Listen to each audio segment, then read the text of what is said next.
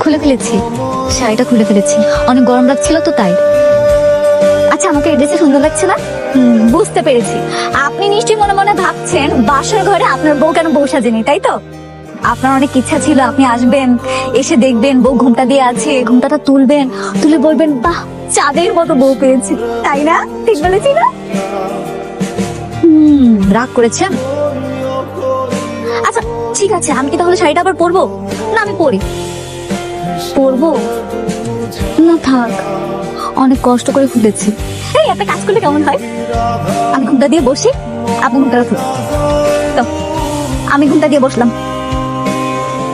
আসেন আসেন, এই ওয়েট, আপনার জন্য কিন্তু একটা শর্ত প্রযোজ্য। আপনি এসে বলবেন বাহ চাঁদের মতো সুন্দর তুমি।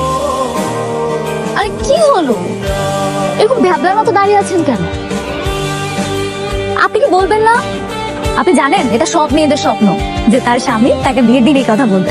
আসেন আসেন, আর দেরি করেন না তো, আসেন।